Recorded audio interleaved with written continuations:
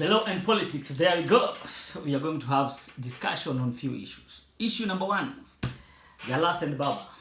Those are political and development issues. Number two, cabinet secretaries and politics. Number three, Baba and Demos. Where are we going as a country? Is it important or not? Number four, church and politics. Is it really necessary or not? And number five, bandits. Security. Is it a national duty or a county responsibility? We ensure that we have security. Issue number one, Jalas and Baba. Now, we are having issues. Let's clear some few issues first. What's the role of elected leader in parliament? What is the functions of the elected leaders of parliament? What is the duties and the roles of party leaders who were elected and who didn't make it to parliament as party leaders because maybe they didn't manage to become the president? In the old constitution, before 2010 constitution, party leaders were vying as MPs, so they had an opportunity to lead the opposition in the house. But as from 2010, the constitution, promulgated constitution, they were left out. So if you lose as a party leader, you didn't have an opportunity to go to parliament, not unless you are nominated as a CS or a member of parliament, or maybe a women rep, or maybe a nominated MP. So we've been having issues of member of parliament of Langata and the party leader Raila Odinga and the entire leadership of ODM. So this begs the issues between the people and the party leader who supersedes the other. It's very clear that a member of parliament needs a party to fuel himself to parliament. So what happens after they've been fueling the parliament? The role changes now between the party leader and the constituents. The constituent supersedes the power of the party leader. That means the member of parliament have a responsibility and a duty to answer to the people who elected him. And that one takes us to the role or the functions. We have roles, but now we'll focus on the functions of member of parliament. Number one, it has functions as an elected member of parliament. Then you have our functions in parliament. Then you have our functions in a political party.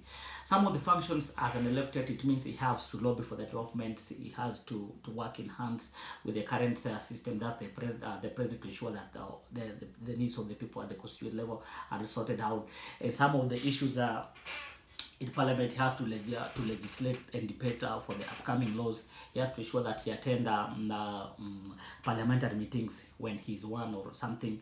As a political member, a political party member, he has the roles of informing other political parties after political members who are not in the house of what is going on. He has to attend parliamentary party meetings.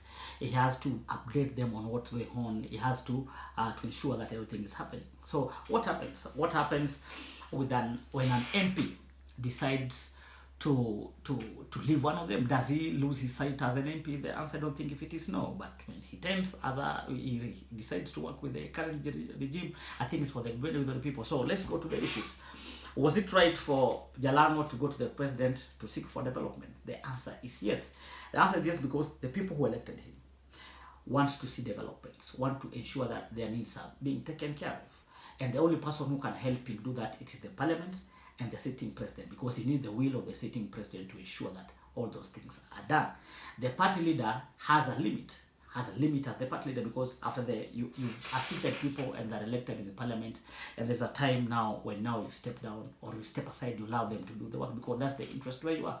So there is no way that you need to seek an authority. Though the party leader becomes first, but as much as there are a lot of respect in terms of bureaucracy, of letting the party leader know what's going on in the constituency, it is also a responsibility of the member of parliament to ensure that the member of constituents are being taken care of in terms of developments, in terms of their roles and the needs and everything. So I don't think if there was a problem when a member of parliament, JALANG'O Langata, decided to work with the national government or the sitting president for the development of the people. And that means that even the party leader should know that him or he has a limit.